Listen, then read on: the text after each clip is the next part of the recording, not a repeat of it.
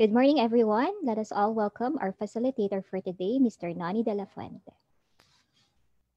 Magandang umaga sa ating lahat. Good morning, everybody. It's good to see all of you again. And I hope that you have been able to stay with us all throughout our journey, which we started even a week ago. And I remember that when we were together last week during the first, the second seminar webinars that we've had, we were quite a lot, and I hope still that we have remained intact and that your colleagues, yung ating mga kasamahan, ating mga kapwa guro, sa ating mga divisions, sa ating mga paaralan, naririto pa rin. And we welcome you back. I believe this is the last of our webinar series. And I hope that by this time, with the sharing of Ma'am Babes, Llanera, whom I consider my partner, and I feel very humbled, and I feel tickled by the fact that she had mentioned me in her sharing. And it was a fine and a wonderful experience leading her through online learning and flexible learning. And then, of course, our last webinar was with Eric, no, Mr. Eric. And I hope that from the sharing of Eric, we were able to obtain a lot of knowledge and tips and practical information that would serve our purpose and help us in making sure that all the online classes for the subjects that we are creating, for the online learning experiences that we are creating for each of our subjects would be, as much as possible, the best that we can be able to create and engineer. Because technically, ultimately, really, we are engineers, and we are engineers of experiences. That's what we are. I remember when I first started out teaching, I was fresh. I was still a seminarian at that time, and I was fresh from graduating my college years. I was teaching in Davao, no, in Ateneo de Davao, and I remember one of the veteran teachers there. She was the one who told me something which I carried with me, hindi ko nakalimutan this day, up to this time, in my teaching career. Sabi niya, alam mo, Noni, pag ikaw ay gumagawa ng isang lesson plan, karamihan sa atin mga guro, medyo sanay na sanay sa lesson plan, gamay na gamay gumawa ng mga lesson plans or learning plans, at hindi lang yun, medyo nasusuya na sa paggawa ng mga learning plans at lesson plans. And ang sabi niya sa akin, napakaganda. And it was because of that I learned a different perspective in looking at lesson plans. Ang sabi niya sa akin, Noni, we are not just making lesson plans, we are forming individuals. So every time that you see a lesson plan, you see the faces of the students behind the lesson plan. Or more accurately, the faces of our students who will benefit from our lesson plan. So a lot has to do with making sure that we plan our lessons well in a normal setting, in a regular setting, in the past usual setting that we had gotten used to. It was the lesson plan that guided us in making sure that we knew what we were going to do and how we were going to deliver our lesson for a day, for a week, for a month, for a quarter, for a semester. Now, in this new digital age that we have been forced to adopt because of the situation of the world and in the pandemic that has continued to ravage the world, we realized that the lesson plan has taken on a different uh, a different look. So part of not just creating a lesson plan, it's creating an online experience. So you can have a learning strategy plan, and the learning strategy plan has to be translated or rendered into the online learning experience that you are providing. Of course, we take into account that we should also be able to create other forms of tools, not necessarily online, so that we will be inclusive and we will include all our students, not just the ones who are able to benefit from an online format or a digital format. No? So that's the reason why we call it really flexible learning. I will show you later, as this sharing of mine today really is a sharing of what a live a live online learning experience looks like, and I will share with you some of those. And when I say live, these are actually uh, being used at the moment, not only by us as teachers in Thames or instructors in Thames who are helping other fellow instructors to get used to online learning, but really being applied to real students. Because as early as this month, we already started providing some kind of an advancement or summer course program to students in Thames. And at the same time, in another school that I'm helping, they are now done almost with their online learning experiences this time around for the grade school level. But before that, so that's what we will be expecting for today. But before that, I actually really wanted to start on a happy note, even on a funny note, no? And this is something that I would like to show, hindi dahil sa ito po yung dahilan kung bakit tayo ay talagang nag-aaral, kumbaga nag-iensayo, nagsasanay na gumawa ng tama at maganda at mabuting online learning experience para hindi mangyari sa atin ang mga pangyayaring ito na ipapakita ko sa inyo. So allow me to turn on my screen share or my share screen. It's about a 5-minute, 6-minute video which I would like to start, and hopefully this will provide the note, the happy note that we would like to begin, and also serve as a warning to all of us. Warning kasi kung hindi maganda yung pagkagawa natin at pagka-ayos natin at pagka-construct natin ng ating online learning experiences, sana huwag mangyari ito sa atin. Okay? So here we go.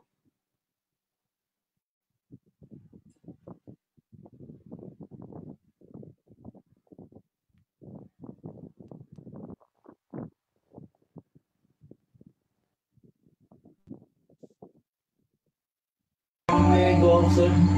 Thank you, sir. Enjoy the video.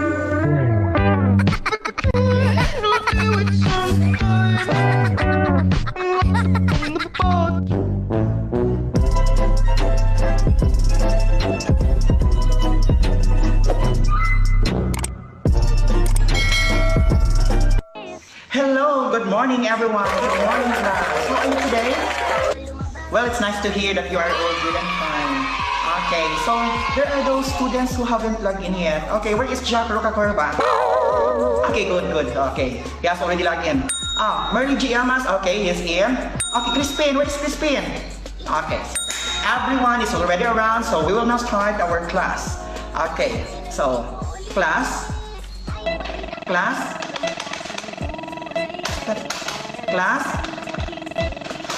Tanong sa naman yun. Class, hello, class. Hello, class. Hello, class. Wa naman mo reply, wa naman mo tubag. Hello. Wa naman po tingali ko ilod. Hello. Hello, class, kung nakabati mo. Ayaw pagsabas principal, wa na lang tayo klase.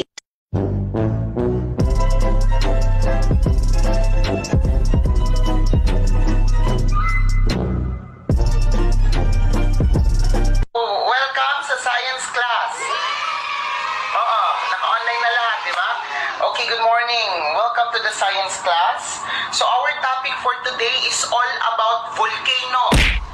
Opo. Very good, Ria. It's all about volcano. John, very good. It's all about volcano. So I have an example here. This one. Yes, this is a volcano. Yes, volcano po. Opo, 250 na lang. 250 na lang po. Rhea, hindi po ito binibenta. Hindi po to online selling, Rhea. Online class to. Rhea, oo. Anong PM? Anong 250 na lang? Hindi to binibenta. Oo. Model lang to ng volcano sa klase natin, Rhea. Oo. Hindi po to online. Bakit may nakapasok dito na nanay? Madam, klase po to. Opo, volcano po to. Hindi po to cake. Hindi po to chocolate cake. Opo. Volcano po. Volcano.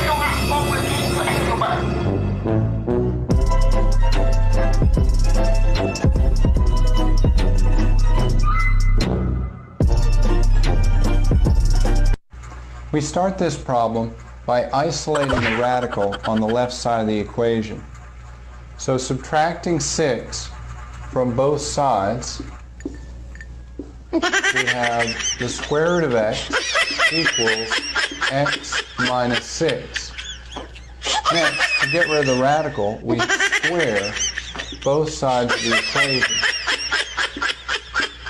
And notice that on the right side of the equation, the x minus 6 squared must be thought of as x minus 6 times x minus 6. So we have x equals x minus 6 times x minus 6. And foiling the right side, we have x equals x squared minus 12x plus 36. Remember that when an equation has a squared term in it, we must set the equation equal to 0, then factor. So our next step is to move the x to the right side by subtracting x from both sides of the equation to get 0 equals x squared minus 30.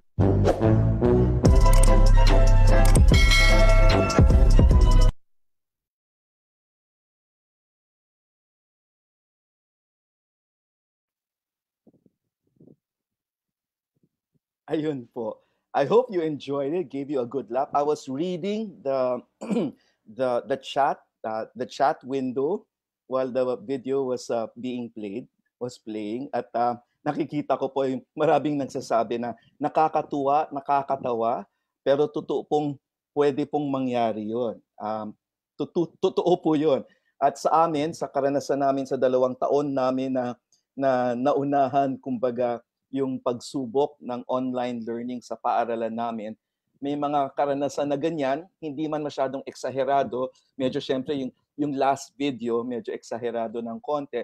But it only dramatizes the point and exaggerates the point na if we don't do our online learning classes properly, it can really be open to a lot of things simply because we don't know really what's happening behind.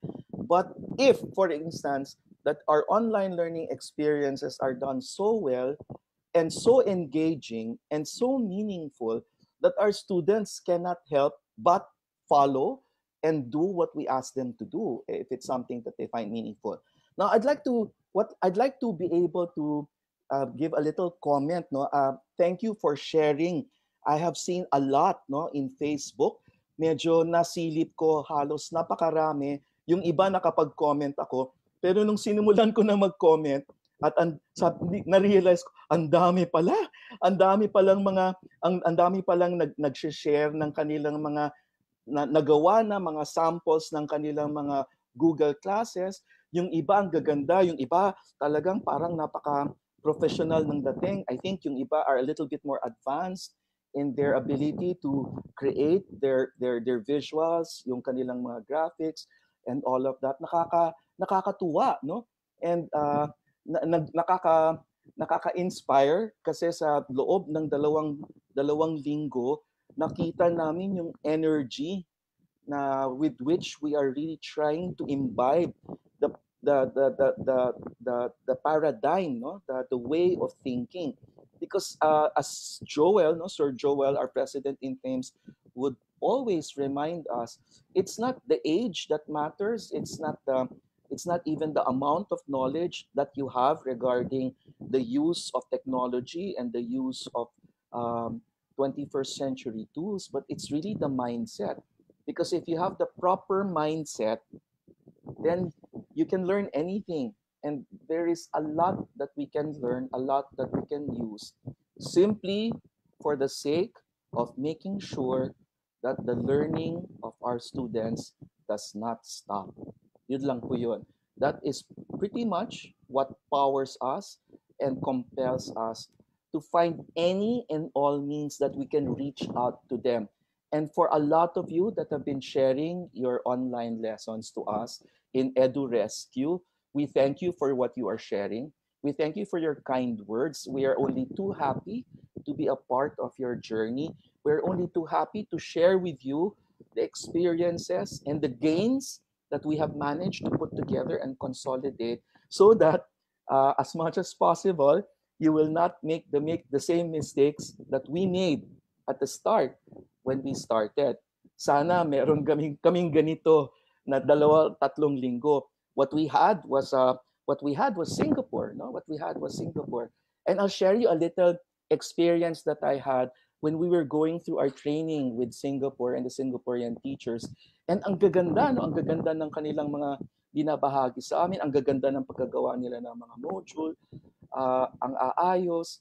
Tapos, at that time, at that point wherein there was an experience sometime March nung lahat ng schools biglang nag-migrate na forcibly, no, by force of circumstance, to online learning, even a little bit of, I suppose, DepEd and the big universities started just suddenly doing online learning as an emergency measure. And talagang basta binigay lang lahat ng mga materials sa mga estudyante. And at that point, there was an experience that we had in the education community that students began to clamor, no, for sandali lang, no, sandali lang, medyo nahihirapan kami, or medyo yung iba nga nagsasabi, can we ask for a stop of online learning because medyo ang bilis, medyo hindi pa na prepare yung mga estudyante. And so nagulat ang lahat, no? And since the only way to do it was to try to provide online lessons, nagulat din ang mga schools na bakit yung mga estudyante, they were clamoring for it to stop. And so I shared that with Singapore, no? I shared that with Singapore, our mentor in Singapore, and I asked her, it was a lady, I asked her, sa inyo ba, naranasan nyo ba yung karanasan, of course in English, naranasan nyo ba yung karanasan na yung mga estudyante, yung mga Singaporean students are asking for a stop of online learning? Ang sagot nila, they looked at me, in Zoom. They looked at me as though I asked a very stupid question because they've never experienced such a thing. Tapos sa loob-loob ko, sabi ko, the reason why I'm pointing that out is because unlike the Singaporean experience, the Philippine experience, there are so many more factors that we have to contend with, and some of these factors are very basic.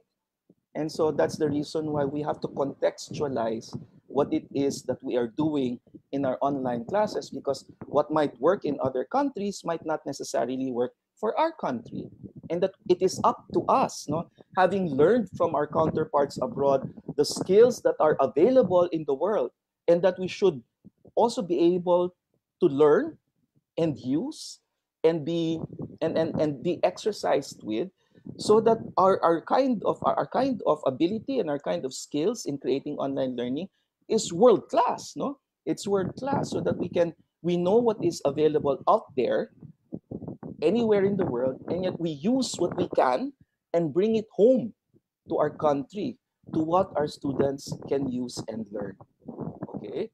Again, it is and it will always be a discussion, even a debate, a discourse. What about those who cannot go online?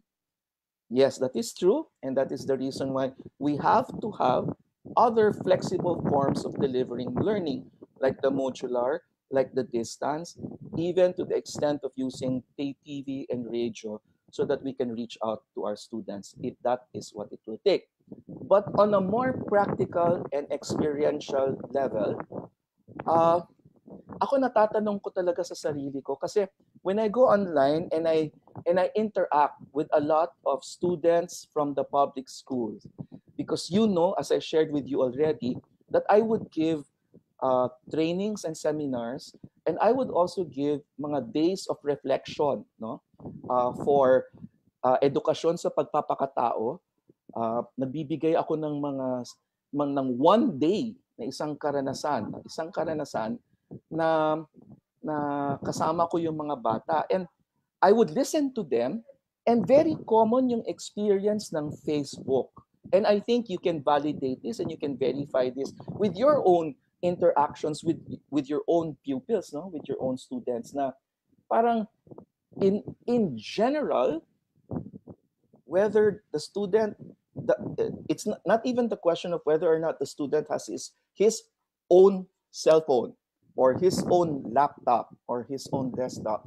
But in general, the students know Facebook Messenger, and they actually do Facebook Messenger, if not once in a while, every time. And once in a while, or every time, they play their games. Our youth, our students are very good at playing mobile games or what they refer to as MOBA. Yun po, no? So ang nakapagtataka is that our students will not complain or will not give us any trouble if we tell them, play Mobile Legends with us. Or can we play Mobile Legends? Siguro magugulat sila if we tell them, can we play Mobile Legends with you? But they will not raise any complaints. They will not say, wala akong pang Mobile Legend. Wala akong data, wala akong load, or wala akong cell phone. In general, most students would just simply start playing. So that's one of the things also that personally I am grappling with. Now I know that our country is not like Singapore, and so data, internet connectivity is a concern. Pero at the same time, I know a lot of our young people are online playing Mobile Legends and playing Counter Strike or playing their games, no? And some of their parents are playing ano ba yung popular game na yung may mga fruits, may mga fruits, no? So if they can do that, if they can go online to play games, surely they can go online to study and to do their lessons. So that is the one that I grapple with. Anyway, yes po, I'm reading some of your chat messages, and thank you for that. And I think because we share the same common experience, no, when we have, because we it was mentioned by Joel that in making sure that the online classes are well done and well made, ang kalaban kasi natin dito YouTube, ang kalaban natin dito Mobile Legends. So it must be as compelling and as engaging as that. Kasi ganun ka-sophisticated ang digital experience ng ating mga mag-aaral. Sanay sila na ganung level of visual acuity, no? Yung visual. So that's why I would tell, no, when we would go on trainings and we would coach fellow teachers na it has to be very visual. Huwag masyadong maraming text. And remember that most of our students will be using cell phones or smartphones. If you make your instructions too textual, ang haba ng scroll niya, isa-scroll niya yun sa phone niya, hanggang sa baba nagsuscroll siya, nasa instruction pa lang siya. That's why more than textual, the digital format is more visual or graphics heavy. So between text and graphics and visual, kaya natutuwa ako doon sa mga teachers natin sa DepEd na yung introductory, ano lang nila, yung introduction slide. Kitang-kita mo yung picture, yung animation picture, yung cartoon picture ni ma'am, no? Or yung picture mismo ni ma'am. So between text and visual, a picture or a graphics or animation, go for animation. Now, between a fixed picture, yung hindi gumagalaw, go for a picture that is moving. Ang tawag po dyan, GIF, no? I will write it down in the chat room. It's called a GIF image, no? Yung GIF images, gumagalaw po siya. And if you search in Google for images in Google, say for instance you want to look for rainbows or balloons, no? A picture of a balloon. And if you look for a picture of a balloon, why don't I show that to you now? That might as well show that to you now. To show you the difference between two. Some of you may know this already, but I'm willing to bet that a lot of us still are not familiar with this. Now, so I'm going to make an example here. So between, as I said, no, between a text and a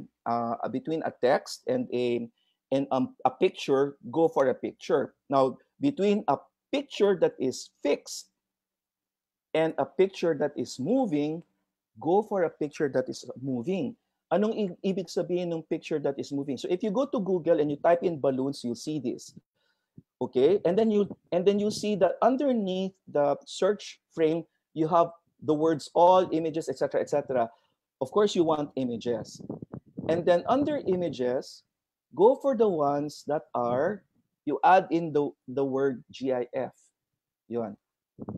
Now, if you do that, you will end up with a GIF image in which it is actually moving. So for instance, this one I will choose. You will see that after a while, you see the balloons, the image is moving there. So yung GIFs. So you can put this, if you put this in your online learning class and you put it in what they are learning today, say for instance, they're learning about the weather and clouds, you put it on top of the word clouds, they don't just see the word clouds on your online class, but they see an image that is actually moving. Now, between a picture that is moving and an actual video, choose the video. Now, there are a lot of videos about your lessons, no? About your lessons, there are a lot of videos. But between a video, let's say for instance, you're talking about fractions, no, for math teachers. So between a video that you borrowed from YouTube, in which the teacher is somebody from Oxford University in England, of course, better if you choose somebody who is Filipino. Kung meron na maganda yung video niya, maganda yung kanyang graphics, maganda yung kanyang animation. Tapos, between borrowing a video, better if you can create your own video. Pero yun lang, if your video that you create about your lesson in fractions, which you're going to put as a video doon sa iyong online learning lesson, make sure that your video is as good as, even better, than the videos you will find in YouTube. Otherwise, your students might not find it engaging enough kasi nga yung utak nila are wired so sophisticated, so in such a sophisticated fashion, when they're looking, the moment they look in front of a cell phone and a computer, a television, they expect a certain quality of images. And if we cannot provide that, baka hindi ma-engage yung bata, yung estudyante. Okay, so let me now go straight to, I will show you first two examples. Of live classes. I will show you first the one that is from Thames that is actually live. And this is a lesson from Introduction to the Philosophy of the Human Person. Introduction to the Philosophy of the Human Person. Our instructor there is a wonderful human being, a very wise, astute, learned individual who speaks several languages. He's one of my Lodi, no? One of my idols in school, si Sir Rowan. No?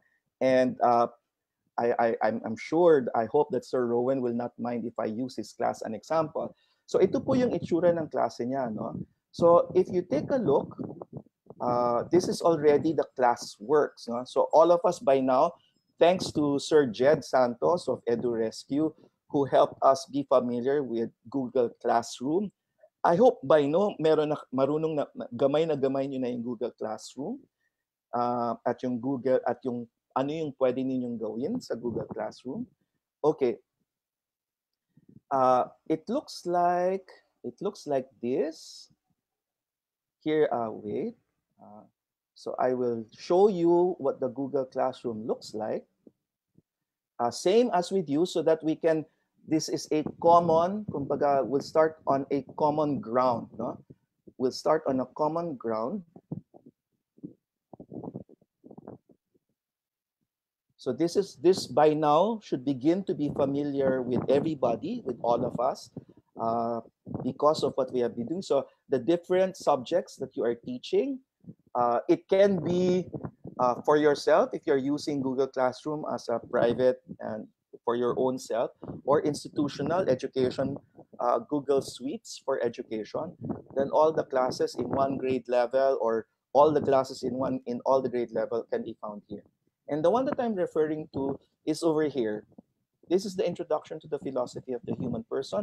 As you can see, this is taking place Mondays to Fridays from 10 a.m. to 12 noon.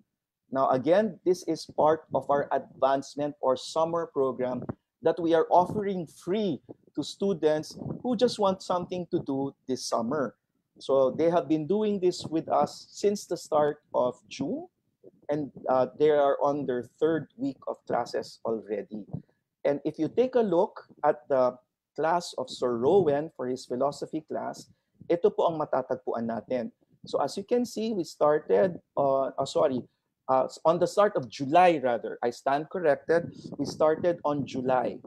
Okay? From July, we started July 10, 13, ito na po yung mga classes. Ito na yung mga classes na natapos na. No? And I will show you one of these classes only to point out certain things. Okay? So maybe let's choose this one. Okay. All right. Now, just a word, no po, just a word regarding. So when you click one lesson, no, you notice that when you create a lesson, you have several options, no, just as you saw in the tutorials of Sir Jed, no, and if you take a look, I'll choose the edit, no, the edit function, so you can see this. If we are on the edit function, ito po yung magiging itsura niya. If you take a look at what it looks like when we as teachers creating a lesson like this in Google Classroom, you will notice that right below the title, it says description. But then, you notice right beside the word description, may nakasulat under, in parentheses, optional. Okay? Optional. Bakit po optional itong area nito? Samantalang, kung ating babalikan, ito yung nakikita ng mga bata kapag sila ay handa ng simulan yung kanilang lesson for the day. So bakit optional itong portion na ito? Hindi ba dapat napakahalaga na meron ito dahil nandito yung lesson? Itong part na may mga salita dito, bakit siya optional? Now, there is an answer to that, and I think the practical answer to this is that this is meant to tell the student ano ang gagawin niya doon sa material na nakikita niya dito sa baba. So it is just meant to tell the person, to give instructions, general guide and instruction that, just as Sir Rowan did, below will serve as primers. The learner understands the meaning, the learner reflects, and then provide the instruction, and then provide the questions for each of these. You do not put your lesson here. Hindi po natin nilalagay ang lesson dito. Hindi po natin kina-copy-paste yung PowerPoint dito sa loob. The PowerPoint, as some of you have already done and as Sir Rowan did, must be placed here, outside. That's why may create button. That's where you put the slide. That's where you upload your PowerPoint presentation as a file. And then in that file, that is where you find the actual instructions. So I'll provide another example from Sir Rowan that shows you that his instructions are in the actual assignment. No? So some of you are already familiar with Google Forms. Normally, these are the ones, this is the primary tool that is used when you want your students to submit something. No? You want them to submit something. Tapos nakikita po dito, naka-assign siya to 10 individuals, siyam pa lang ang nagpapasa ng assignment na yon, o ng work na yon, o ng quiz na yon. And if you graded it, then you also inputted the rubrics, okay, the criteria, how much you're going to be giving for the grade so that it can grade on its own, because Google Classroom has the ability to grade, especially if it's multiple choice. You can configure your Google form in such a way na the moment they answer it, Google form will grade it immediately. Those are for quizzes that are yung answer is objective type questions, as we call them, no? So a multiple choice, fill in the blanks, etc., etc. Okay, so let me pick one. that has pretty much, so another assignment.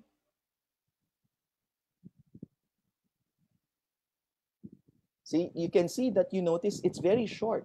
What is placed in this portion should be very short. Kasi nga po, if this is very long and your lessons are here already, in order for the student to see all the lesson, pag naka-smartphone po siya, yung pag-scroll niya, mahaba-haba yung pag-scroll na gagawin niya, no? So that's the reason why you don't put it there. And that's the reason why Google Classroom considers it as optional. Because the actual lesson should be placed in the document, tulad nito po. Okay? Sir Nani, excuse me. Is it okay if you share a screen po? We're not seeing anything po. Oh, thank you for letting me know. I Okay. thought I was. Okay. Thank you for that. Apologies, I thought I was already sharing my screen. So here po. So this is the one from Sir Rowan. Yan. Okay na, Lay? Can everybody see? Okay Got na? it, sir. Thank you. Thank you. So going back to what I was saying earlier, yung portion po na ito should be kept at the minimum, not very long. So it's very short because this part nga is considered optional. So I'll show it again. So if you take a look at the edit, here we go. If you take a look at the edit, this part, as you can see, says optional. This is what I was referring to earlier. Again, apologies. I thought I was already showing my share screen earlier. And thanks, Lay, for pointing it out. So as you can see, that part is considered optional because this is meant to be just a general instruction of what your student is meant to do dito sa mga materials that you find here at the bottom. So the actual lessons should be encased or should be found dito po sa materials sa baba. Whether it is an exercise, whether it is a lecture, whether it is a PowerPoint. Kung PowerPoint siya in your laptop, you can upload it in the file so it appears here. Or if you made it mismo or if you want to create it mismo here in your actual drive, in Google Drive, you can create the slide. But the point is, this area should not contain your actual lesson. Because some of the things that I saw, for instance, yung pagpapakilala. So for some of you, I noticed that you're introducing yourself. You were already putting your material here. And if your student is going to see this in his cell phone, sayang po yung kung mahaba yung inyong pagpapakilala at nakalagay siya dito sa area na to, medyo mahaba-haba yung kanyang isa-scroll sa kanyang smartphone. That's the reason why it would be better that you put, for instance, your pagpapakilala even of yourself. If you have a video, the video should be down here. If you have if you wrote something down about yourself, maybe a PowerPoint slide or a Google slide will do, and you put it down here. Kasi pag click ng bata, yung material na nilagay ninyo doon, lalabas ngayon, alam niya na document yung lalabas. And so therefore, the document appears and he will expect, and sometimes the document appears as a whole page in the smartphone. Ayan na po siya. So there, dyan yung instructions ninyo right on the document itself. There. So you can put your images, your actual, again, as I said, if you can put a moving picture, even better. There. Okay. So that's what we mean when we said that when you put, so ito po yung material. This is again the introduction to the philosophy of the human person. This is, I think, for grade 11 or no, grade 12, not for grade 12, for senior high school. Okay, so that's where you put the material po. Not doon sa portion dito. Yeah. Okay. So this is an example, an actual breathing, living example of a real class that is ongoing in Thames right now. So ito po yung itsura niya. This is how it looks like from here. The course here. This is how it looks like. Kasi kanina when I was showing this, hindi ko alam na hindi pa pala ako naka-share screen. So this is how it looks like. And some of you have seen this or are familiar because you have your own like this in your Google Classroom page. And then yung pinakita ko sa inyo sa aming summer advancement program was philosophy. Ito po yun. This is it. And this is the one that I just shared with you. As you can see, it is for the whole month of July. Hanggang July 31 hanggang August 3, August 5. Magtatapos ng August 5. So if you want to take a peek at what Sir Rowan has in store for his students on Monday, ito po siya. Okay? What kind of knowledge? Yon, they're talking about factual knowledge and conceptual knowledge. And he is supporting this little introduction or description with the actual content, which is a video he borrowed in YouTube. So what kind of knowledge? And then, of course, kailangan meron tayong hingin sa mga estudyante now that they were able to go through the material and watch the video and understand the difference between factual and conceptual knowledge. What is your reflection? What is it that you can say about it? And that's the reason why it's a Google form. So this is the one for senior high school. And this is the one that we are using in our school in Thames International for, as I said, our summer or our learning enhancement program, advanced program, summer advanced program, advancement courses or program. This one I'm about to show you next is what we are using. This is live already for grade. This is grade 6, if I'm not mistaken. This is English grade 6. This is another school that I'm helping out in Quezon City. So this school is called Clarion School International, and I have been training their teachers on online learning ever since the start of probably latter part of May. Actually, I started training them already, even up to now. So they're going through this right now, and ito yung lesson ng isang teacher for grade 6 English. Her name is Teacher Kathy. So if you can take a peek at what she did, classes begin on August 24. This is on day 2 and day 3 of August 25 and 26. Kita po ninyo, ang ikli lang. Hi everyone, to guide us with our lesson, please click on the attached file. See, it's there. So maikli lang siya. Make sure to go through each slide. Once you have read and understood the lesson, please comment below what you have learned in one sentence. So in short, gusto ni Teacher Cathy na may sabihin yung mga bata tungkol sa kanilang natutunan, and it appears in the comments below. Where does that appear? Dito po siya.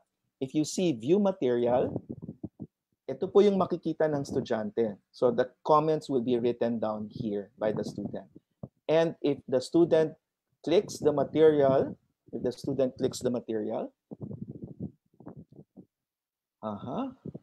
there. So the school is Clarion, tapos the student is able to go through the material himself or herself. That is the whole idea behind asynchronous learning. Yun po, no?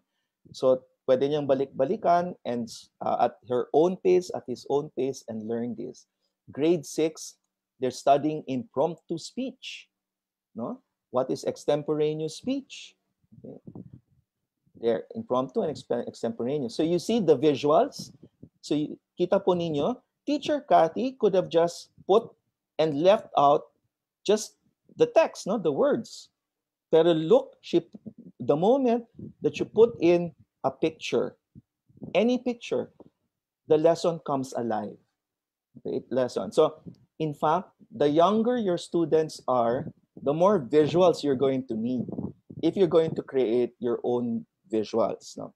So your own PowerPoint, make sure na mas heavier on the visuals rather than the actual text.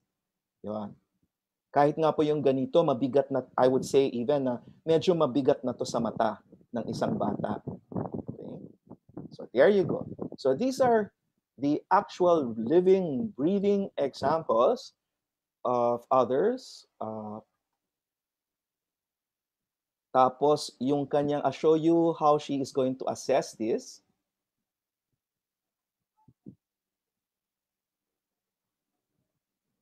So impromptu, meron siyang spelling drills. Ay, hindi. Dito, so that's on the second day, my extemporaneous speech. So she tells them, okay, for the next activity, they have to, I don't know if you're familiar with Flipgrid, if you're using Flipgrid already, they're going to, ang sabi ni Teacher Cathy, for the next activity, choose a topic below, and then they have to create a 1 to 2 minute video sharing your extemporaneous speech. Make sure you have your supportive statements kasi ang kanilang, so inilagay nila yung kanyang rubrics, 4 points for originality, grammar, pronunciation, 4 points, creativity, 4 points, punctuality, 3, total of 15 points, so perfect score of 15. So click the link below. One other thing, you have to be very, very, very, very, very clear about your instructions in the online lessons that you will be providing. Remember that you will not be beside your student when she or he is reading the lesson. So kailangan step by step, isa-isa, to the extent that talagang, like sometimes I would do with you, like I would in our webinar, doon sa baba ng window, merong button na reactions. Click that. Ganun po ka step by step, no? Especially with our students and students who are not so used to, of course, all of them are not yet used to learning this way, and they're not used, they may be used to Facebook Messenger, YouTube, Netflix, and Mobile Legend, but they're not used to using Google Classroom. That's the reason why you have to be step by step in your instructions with them. So, pag-click ng link, so I'll show you, dito po ilalagay ng estudyante yung kanyang extemporaneous speech na instructions ni Teacher Cathy. And once you click that, sabi ni Teacher Cathy, click the link, it will open a new window in the browser. It will make the student sign into his Google account. So kailangan may Google account siya. So I'll use my account muna. Noani de la Fuente. And this is what it's going to look like. So andyan po yung lesson. So welcome to 5th grade. Tapos ilalagay, say hello, share a fun fact about yourself. Tapos ang sabi dito, tap the green plus button below to open the Flipgrid camera, then record a short video and say hello. So note again, this learning tool is Flipgrid. It's very fun to use. Your students will have a lot of fun using this because they can record. So para siyang TikTok. Of course, you can also tell them to create the video in TikTok and then upload it to you, submit it to you. But just a little caution, remember that the frame of mind of our students is that when they are using TikTok, it's for fun and play and leisure. So, they might not take it so as an academic or a school exercise if you make use TikTok. But by all means, you can use TikTok if you want them to use TikTok. But just prepare yourself na baka hindi nila masyadong seryosohin kasi sanay sila na pag nagti-TikTok sila, hindi naman pang school yung ginagawa nila. So baka they have to change their frame of mind when they're using TikTok as an assignment that they'll submit to you. So Teacher Cathy could have also opted to use TikTok, but she did not. She wanted to use this particular tool called Flipgrid because it will help the students be a little bit more serious about their work. So if you, sabi niya, press the green button. So if you press the green button, this is what's going to happen. So green button pressed, this frame comes out, and now the student is able to capture an image of himself. Therefore, record, tapos magsasalita siya, yung sabi ni Teacher Cathy, extemporaneous speech, dito niya i-record. Tapos the moment i-record, automatically, the video will appear here. So if you have 30 students or 50 students, there will be 50, 1, 2, 3, 4, 5, 6, and so on and so forth. 50 videos all here. So it does not go to your laptop. You don't download it. It's up in the cloud in Flipgrid. So that's the nice thing about using Flipgrid. So yun po, yun yung ginamit ni Teacher Cathy. So as you can see, once again, make sure that this area is short and sweet because it's just meant to tell the students what they are supposed to do in the material that you provided below and the order by which you want them to to look at the material. So you can say, so if you have several here, just as Sir Rowan had several, no, in his, no, yung kanyang, yung maraming videos, ano, yung nakita ninyo kaninang maraming videos, yung nandoon, kailangan, okay, let me find that one. Kailangan you have to tell them, ano yung uunahin mo? Ito una. So this is also where you put it. You say, you first look at what is philosophy. Second, you look at why study philosophy. Third, you look at what is philosophy for. This is where you put that also. Okay, there. Now, I have about mga 5 minutes remaining of my sharing. And what I want to be able to share with you is basically, I think I mentioned this already doon sa umpisa when I spoke with you at the start, when I shared about synchronous and asynchronous. It will help if you have what we refer to kami sa Thames, this is what we use. We use an online teaching plan matrix, no? So it might help you to do this as well. So again, first clarify for yourself what is the topic as it is prescribed by our supervisors looking at the lesson plan and the curriculum guides that are handed down to us as teachers. According to the curriculum guide, at this stage, at this week, at this month, at this quarter, dapat ito yung topic na I will talk about with my students in online learning, via online learning lesson. So I'll put the topic here. So let's say, for instance, the topic is counting numbers. Okay, counting numbers. Dapat, at yung learning outcome, this is also provided in the curriculum guide, in the syllabus that we have. You say at the end of the lesson, dapat the student is able to count from 1 to 100 on their own. So grade 3, sabihin natin grade 3, no, counting numbers. Ano yung activity? Ang gagawin ko dito, if it were up to me, siguro sasabihin ko, I will use siguro a popular song, okay? I will show a YouTube video of a song that is very popular among kids right now, no? In Manila. So I'll show the YouTube video. So dito sa tabi, YouTube video, yung tech tool, no? Tapos underneath, after the YouTube video, I'm going to show a Google document. Nakasulat yung lyrics ng YouTube video ng popular song. So ang Google tool dito, Google document or Microsoft Word document na nakasulat yung lyrics ng popular song. And then at the end of the lyrics of the popular songs, may boxes. Tapos yung instruction ko, count the number of words in the song. So start with 1, 2, 3, 4, and so on and so forth until you're able to complete all the songs, and you come up with the total number of words in the song. So pwede pong ganun. So that's what I mean by using the online teaching plan. So that when you now are about to put it in the Google Classroom, you know na what instructions to give, what tool you're going to use, and what activity you're going to make them experience. So yun po. So hopefully with all of these experiences, you're pretty much all set. We're confident that you're confident. And hopefully with all of these inputs that we have shared, you're ready to try out your wings and fly on your own, because I've already seen some of you starting to do it.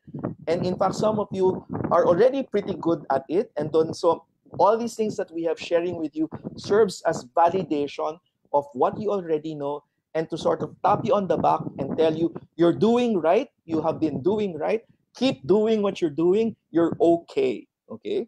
So, but if you are new to this and still getting used to this, again, age does not matter, it's the mindset. It's the mindset. It's a whole lot of fun. It's good because we're learning a new skill, we're learning something new. I remember po, when I was doing my master teachers class with DepEd Paranaque about 2 or 3 years ago, I was with them for 6 months and I was meeting them once or twice a week. every week for 6 months we were together. The first session, on our first sessions, I'll turn off my sharing already. On our first session, we had an exercise. Ang exercise ko, gawa lang muna tayo ng isang Viber group. No, isang Viber group. Tapos kinolekta namin yung cellphone ng mga teachers. We were about 30 teachers, 40 teachers. Tapos, sabi ko, yung class natin today is to teach you, for those who do not know how to use Viber, we will teach you how to use Viber. So that was just one portion of the 2 hours I was with them on that very first session in our training for master teachers. The rest of it was talking about the backgrounder, about blended learning, online learning, about synchronous, asynchronous, about flipped classroom, about, I don't know if you've heard of the dynamic learning process, the dynamic learning program of the Vernidos in Bohol. It's a wonderful framework that they're using out there. So I was sharing with them all of that for 2 hours in yung sharing ko. Fast forward to the second session. On the second, so tapos na yung first session, a few days later, second session kami. And I started with, ano po ang inyong pinakamahalagang at pinaka-importanteng natutunan noong first session natin?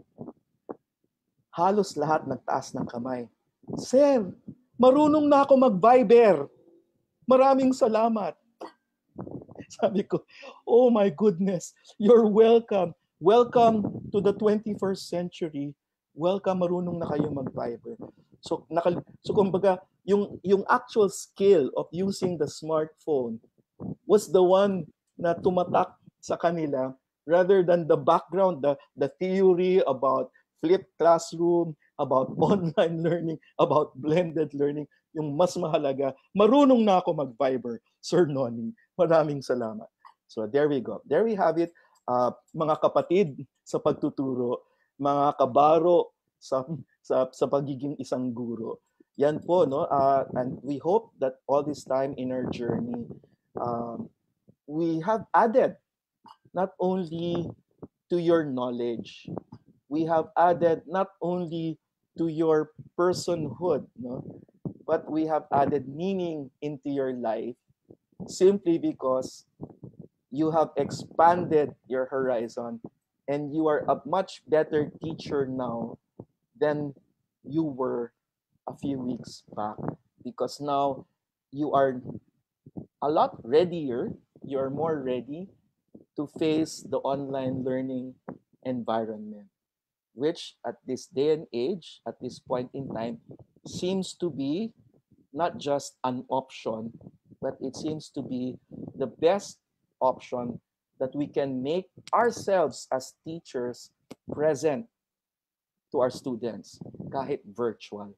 Kasi hindi pa sila, it's not yet safe to go to class, to go to our schools. But we need to be present to them. We need them to feel that they are still our students and that we are with them. Yun po. That's how how virtual learning can be able to bridge that distance that we now find ourselves in because of this pandemic. So yun po. Marami pong salamat.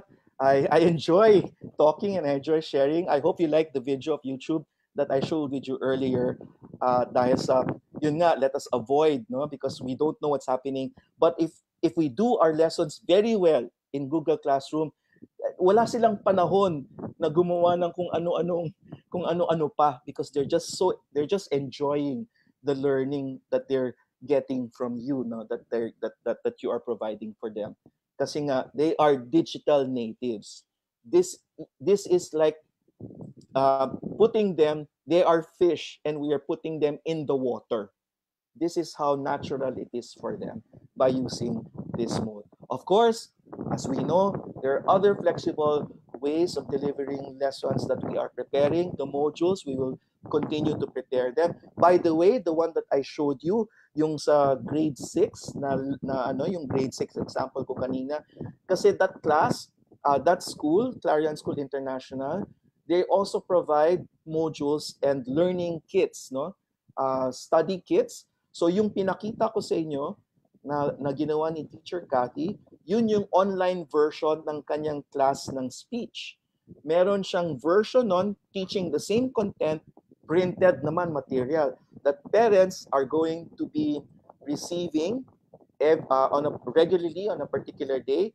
They receive the material for the whole week, and after when they receive the material for the whole week, they surrender the material from the previous week so that the teachers can now check the work of those students who cannot go online. So same, ganun din po yun, no? Same, ganun. Ganun po, same material. It should be the same material. Dapat hindi iba. Otherwise, you will discriminate. So the same yung content. It's just that iba yung version. No? May online version, merong modular version. Ganun po dapat. Okay. So we now open the floor for questions. And in order to do that, kasi I am also, of course, for those who are in let's do it this way para inclusive tayo, no? Inclusive tayo. Let's have a little exercise. We can do it this way for the remaining part of our time together. Wag natin gamitin yung chat window ng Zoom for the points that you'd like to raise, questions you'd like to make. I prepared a Jamboard. I don't know if some of you have used a Jamboard already, but I prepared a Jamboard. And dun sa Jamboard tayo magsusulat, no? So that ma-practice din tayo sa digital tool, no? A kind of digital tool. So in the Jamboard here, I will paste, no? And so I will ask si Lay to send the link of the Jamboard. I'm going to paste it in the chat window. So I will paste the link of the Jamboard in the chat window. And if Lay, can you just simply send it over to Vaughn, no? To Vaughn, so that Vaughn can post it in the Facebook, so that people can just simply click on the link rather than copy it pa and then put it in the type it pa in their web browser, no? So some of you may be familiar with Jamboard. So let me post it in the chat window first. Yun po, may I request that after I post the link in the chat window, don't write anything after what I post kasi matatabunan, no? Magsuscroll yung chat at hindi na makikita yung link. So that you can just simply click on the link and you go straight to the Jamboard. And dun sa Jamboard, I will teach, if you don't know it, I will show you how. If you know it, you can start writing your questions. So andyan na po yung link sa Jamboard. Lay, if you can copy, please don't write anything. Please don't write anything on the chat board, on the chat window first. Please don't write anything on the chat window first, ladies and gentlemen, teachers, moms, sirs, don't write anything on the chat window first. And I'll paste it again so that people can just click on the link. Tapos dun sa link, it will open a Jamboard. Dun sa Jamboard, dun natin ilagay yung ating questions. Dun natin ilagay yung insights. In fact, you can take a picture of your Google Classroom and you can post it there so that you can share it with everyone. Okay? So yan po yung link. Lay, pakibigay yung link ipakibigay yung link yung kay Vaughn para Vaughn can post it in Facebook so people can just click the link rather than write the whole link down pa. Okay? So I'll show you now the Jamboard. Okay? It's Jam po, Jam, as in jamming, Jamboard. So I'll show you how to use the Jamboard. So ito po yung Jamboard. Those who are in Zoom, you are now in my Zoom. Okay? Don't think you're in your Jamboard. Okay? Use the link that I posted in the chat window to go to the Jamboard. I am showing you my Jamboard, which you have no access to. So what you do is you click a sticky. So andito po tayo, so pointer, sticky note. So andito po sa margin sa left side yung tools, no? So click a sticky note and a sticky note. Pili kayo ng picture. Ako syempre favorite color, blue. Sabihin ko, write your questions, inputs, comments, or share your share a picture of your G classroom here. And once you save that, it appears there.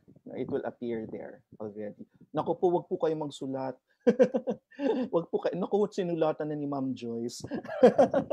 Wag niyo pong sulatan, Ma'am Joyce. Joyce love. Naku, sige po. So you can put there and you can magnify the Jamboard. So gawa na po kayo. I made 6 Jamboards. If you look here at the top, merong 6 na Jamboards. So you can go to the second, you can go to the third, yun. So, dyan po, yan, hello. Ayan, nag-e-enjoy na. You can create a sticky or you can upload a picture of your Google Classroom. Upload a picture of your Google Classroom. So, go ahead po. Go to your Jamboard already. Go ahead. Alright, sige po. Sulat nyo lahat and I will okay, insert the canvas. Lessons online class. So yung mga sana sa chatboard, so sorry Ma'am Alma ha, talaga hindi ko alam na hindi pa pala ako nag-share screen. I hopefully nakaano kayo. Napuntahan niyo na yung share screen. Okay? Kailangan po niyo i-move para makita lahat. Yan. Kasi it will go to different places. Okay? So yeah, there.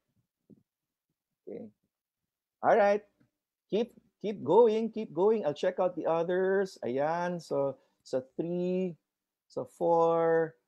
Keep going. So everyone can can be a part of this. Just click the link that was shared in Facebook, in your Facebook, or click a link. Yun po, you can play with it. Naku, wag nyo lang po i-delete yung mga messages. Kasi po, yun lang nga po, this is collaborative. So if your students start playing around with this, nako, pwedeng, uy, kamusta? Mabuti po, thank you. Nako, ayan. So, pakiliit po ng konti yung inyong picture para magkasya lahat. Ayan. Sige. You're very welcome. So yung Jamboard po is part of Google Suites.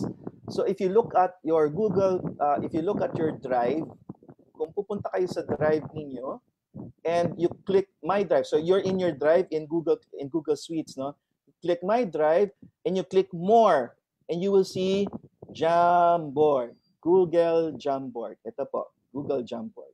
So doon po yan sa My Drive, go to More and then Google Jamboard. Okay, balikan natin yung Jamboard. Yan po. So marami nang nakakasulat. Ayan, nagpapatong-patong na ng kaunti. Ayan. So let me try to see if I can read some of them. Ito marami-rami na. Ako, ayan. Yung mga pictures, yung may mga pictures ng Google Classroom nila, pwedeng pakilagay sa ibang Jamboard. Yung inyong yung picture ng Google Class ninyo, pwedeng pakilagay sa ibang board kasi we are in board 1, may board 2, empty pa yung board 2, may board 3. Ayan, meron, may picture ni Sir. My board 4 here. So your students can make my board 5, my board 6. So yung may mga pictures po, yung mga pictures, pwede po put your picture in a different Jamboard para hindi po matabunan yung notes, yung sticky notes ng ating mga kasamahan. Ayan. I will increase the page a little. Hala. Na-clear frame na tayo. Ayun. So, 2. Ayan. Okay. Dito. Okay. Yung mga medyo natabunan po yung Jamboard, pakiulit na lang po. Please do not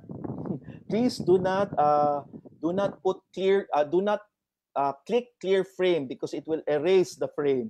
Yung mga kawawa naman yung mga nagsulat. So sorry po yung mga meron po nag-click ng clear frame. So see, these are the things that if you use this, you have to know how to be able to tell your students and how to moderate the use because your students are going to be enjoying this so much just the way you're enjoying it now. Baka kung ano-anong pindutin nila.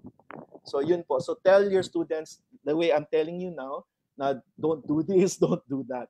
So yun po. Very good, everyone. I am seeing it. I am seeing. So let me go back to the question and answer. Any lessons given one time to, are lessons given one time to the students? Kung synchronous po, it really depends because the way I would do it is that para the students, because especially if your lessons are so exciting and so fun to do, the students will do them all. Will do them all kahit gabi. Kasi sanay yung iba sa kanila, nagising pa sila alas 11, alas 12. They'll do it, no? So just to make sure that there is correct time for them to do this, you what we call time release your lessons. May due date, or you can configure your lesson to appear in Google Classroom only at a certain time. So pwede pong ganon.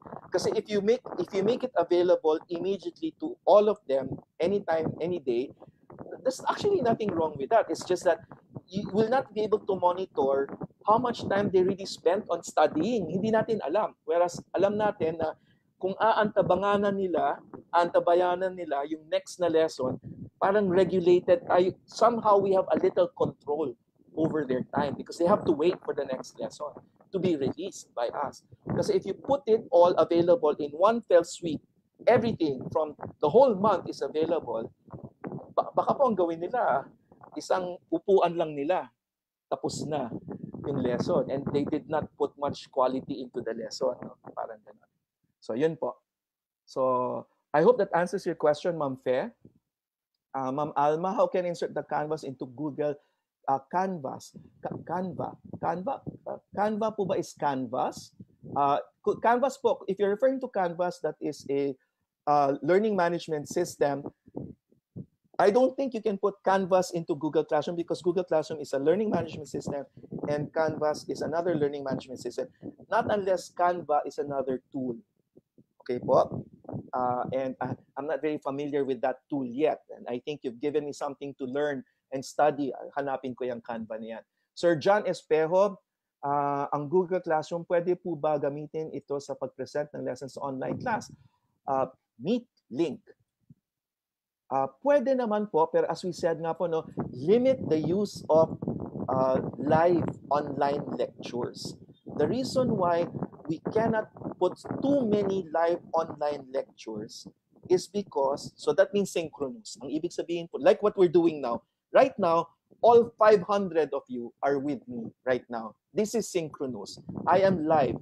Parang yung pinakita ko sa inyong yung babae na nagro-rowing, yun po. Yun asynchronous. Bahala siya. Pero yung synchronous, yung rowing team, we are all together in one boat, in one video, and we limit that because we cannot ensure that our students, all our students, can go online anytime we want them to go online completely, na kompleto sila. That's the reason why we limit it. Kung magle-lecture, kung meron po tayong lectures, tape your lectures, video your lecture, and then upload it, no, as a YouTube video or as a video. Pero yun lang nga, if you're going to lecture your video, make sure that your video lecture is as good as any video lecture that you can find in YouTube which you like. Kasi kahit man tayo, paghihiram tayo ng isang video sa YouTube, pipili tayo ng nakakaakit at maganda. Make sure na pipiliin niyo yung sarili niyong video kasi ganun siya kaganda. Kung hindi po, it's very hard to make video lectures because the microphone must be correct, the sound, the audio must be fine, there must be editing involved, there must be music, may sound effects, no? May boing, may ganyan-ganyan. So it's hard to make video lectures. And right now, since we're preparing for August 24, wag muna tayong mag-ambisyon masyado to create too many video lectures. Meaning, you're going to record your video because your students are going to, what will happen is you're just lecturing. You're just lecturing, okay, in front of the camera. And medyo parang okay sana kung you are a very dynamic lecturer and your students find you very dynamic, pero not all of us are like that eh. So baka mamaya yung student natin will not find it very compelling and not very engaging. That's the reason why. Math teacher, si Ma'am Alma, can we have a copy of Miss Cathy's materials for the students and for the parents? So we use that as our guide since we're not yet familiar with this modality. Tatanong ko po, ano, kayo po ba ay nasa Quezon City, Ma'am Alma? Kasi their school, Clarion, is a private school in Quezon City. I will ask them. Let's get in touch. Ma'am Myla, ilan po ang capacity na pwedeng mag-view sa Jamboard? Ang alam ko marami kasi you can keep creating many Jamboards. Right now, I have 8 Jamboards for all of you. Yun po. And we can switch through different Jamboards. We can't enter Jamboard. Pwede po ba ito i-download at walang bayad? Wala. This is part of Google po. Google Suite. So wala po itong bayan. Hindi po pwede pumasok sa Jamboard. Hala. I don't know why you're unable to enter Jamboard. Okay. But thank you for letting us know. So right now, nadagdagan na yung Jamboard. So ayan, thank you very much. God bless. God bless din po Ma'am Gina from Caloocan. Thank you for the learning. You're welcome po, and thank you also for sharing your learning. Thank you kung sino. Kasi syempre, when you put your class, I will not be able to see who is, this is Teacher Dulce. Thank you for sharing, Teacher Dulce. So, I go back to Jamboard number 1. Ayan na. From University of Baguio. Oh, all the way from University of Baguio. Welcome from Cebu. Oh my, wow. Look at that. See how much you're having fun with this. Can you imagine your students? Can you imagine your students also? So Jamboard is just one of the Google tools that you can make use of. Marami po. Going back, no, I'll show you again. When you click Drive, when you open Drive, andyan po yung Google Docs, Google Sheet. Ito po yung PowerPoint. Ito po yung Excel. Ito po yung Microsoft Word. Click more. You click more, ayan. Pwedeng mag-drawing, andyan po yung Google Form. Pwedeng, if your subject is geography, andyan po yung Google My Maps, pwede pong gamitin. Yung Google Sites, yung Kanbachi, para siyang ano po, parang collaborative, it's thought bubbles and thought process and working together and brainstorming together. Andyan yung Google Jamboard. Yung Google Drawing po, para siyang corkboard na pwede mo siyang punuin ng images at ng mga video. So marami po, and if you look at ito pong option na ito, right beside your name. If you look at your Zoom, right beside your name, meron pong option na parang matrix na Google Apps. You can also take a look here, okay? There. And then you can add even more apps. And then place it there para you can choose to use the app also. Alam nyo po, you can also include a timer. Kunyari, doon sa Google Form, may timer, meron pong ganyan, pwede pong ganyan. You can just click add on. You will click an add on and you can click a timer, you can click other tools po. You just really explore what you want. So it's really a big help for us teachers. You're so welcome. Bagumbayan, hello. Let me increase. Pwede pong i-increase ng konti. Yun. So ito po yung... Okay. What strategy can you suggest to monitor students in an online class? They may have just opened their gadget but are not really paying attention to you. You know, one of the effective ways of getting their attention, if you're doing synchronous class, really is what we are doing, what we are saying, how we are saying it, how we are doing it, must be so compelling na they would not want to look at anything else.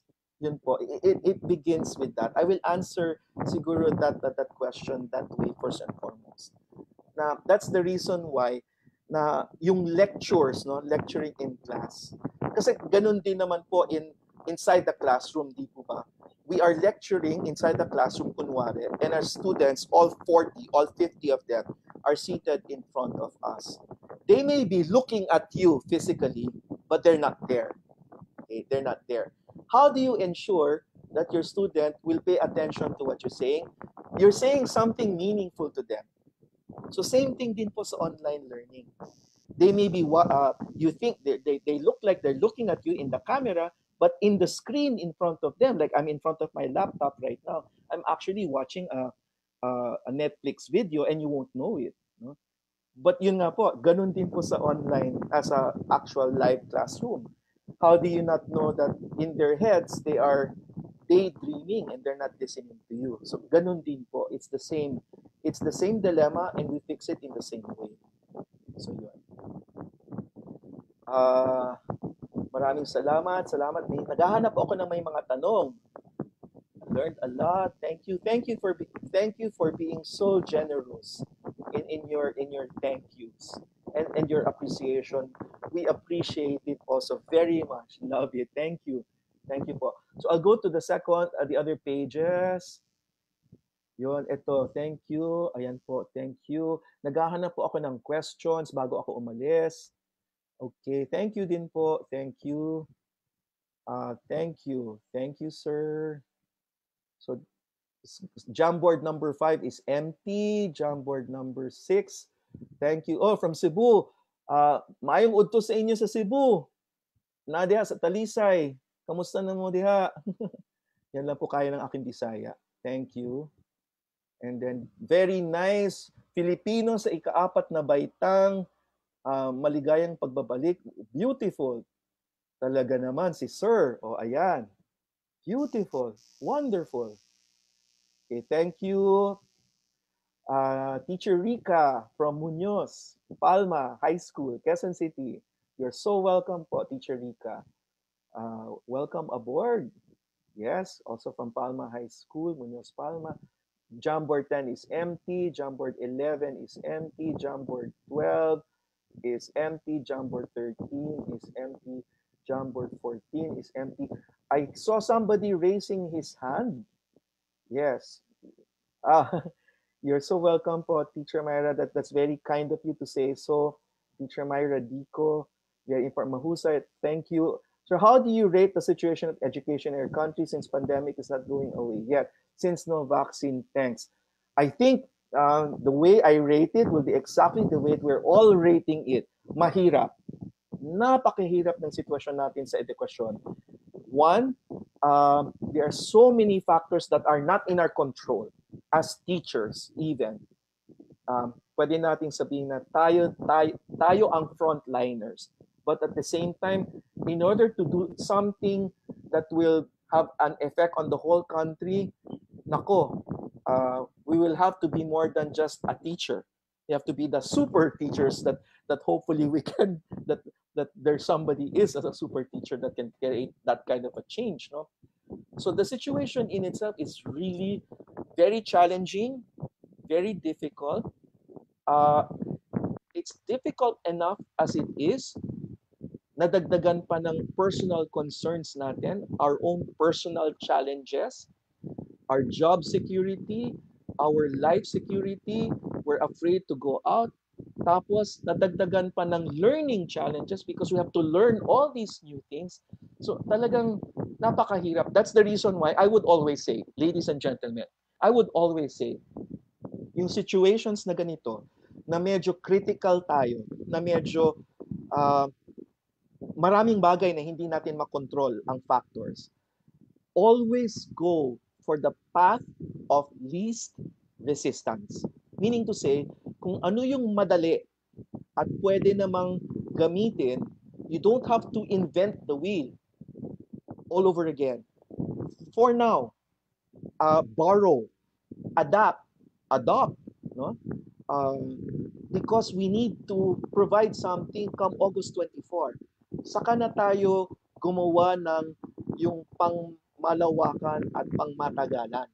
Yung sabihin natin na kailangan sarili nating video, yung video instruction. Maybe later na kasi right now we have to make sure kahit man lang yung first quarter natin, yung first semester natin, tapos na. Kasi po this is what's gonna happen. For those of you who are going to go online come August 24, once you go online, and that is the reason why you need to have a test run. Kailangan kahit papaano, kuha kayo ng ibang mga estudyante, nakakilala nyo na, and before classes start, do a test run. Kasi once August 24 starts, at biglang boom, you have 20, 30 students in front of you. And they're telling you, Mom, it's not working. Mom, I can't go in. Mom, it's like this. Mom, the internet is acting up. Mom, what do I do? And you're starting to panic. And you're not used to the technology, you're not used to the system. You're going to panic and you're going to get so stressed. That's what's going to happen on August 24. That's the reason why as early as now, sanay na sanay. Kasi your student is going to ask you, Ma'am, where do I submit? Ma'am, how come I cannot, ma'am, ba't hindi ako pwede makasubmit? Ma'am, hindi ko alam kung ano yung email mo. Ma'am, bakit ayaw pumasok? Ma'am, hindi ma-access yung link. Ba't ganun? Yan. Kailangan may sagot tayo doon. We have to have an answer. Pag sinabi ng isang bata, Sir, hindi ma-open yung link. Dapat ang sagot kaagad-agad. Teka muna, check mo muna kung ikaw ba ay naka-sign in sa iyong Google account. Ay, hindi pa pala, sir. O yun. So dapat you're so familiar na anything that the student throws at you, alam mo yung sagot. Because that's what's going to happen. So, in order to be able to answer their questions about technical problems and technical difficulties, dapat yung lesson ninyo saradong-sarado, malinis na malinis, malinaw na malinaw, walang kaproble-problema yung lesson ninyo para you don't have to worry about your lesson and what you're going to teach kasi nandun na. So now you have the energy and you have the attention span to be able to respond to the issues of your students technically, because there will be a lot of those. I can almost assure you, guarantee you, come August 24, your students will undergo technical difficulties that they will not know how to solve on their own, and that you have to help them figure out what to do. Yun po. Sir Nani, excuse me po. We're pressed for time na po, sir, but if you can give your final thoughts and reminders before we close. Yeah, I was about to close. Thank you, Lay, for reminding me. So yun po. Thank you very much again for coming and sharing. There's really a lot to talk about.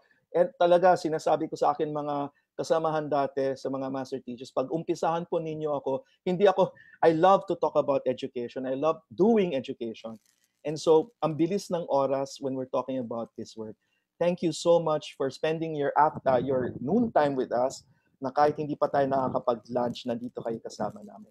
Continue to finish your EduRescue instructions if you have not finished them. And we hope to see you again in our stage 2 as you continue on with our classes. Thank you very much, everybody. Maybe, that's it. Thank you. Lay, we're okay? Good, sir. Thank you. Thank you, everyone. Good luck and have fun. Thank you very much. Thanks for those who put in the Jamboard. Bye, everybody. Have a good weekend. Have a wonderful weekend, everyone. I will leave the Jamboard on. So kung sino yung gustong magsulat at maglagay, that will remain on for the next few days. Bye, everyone.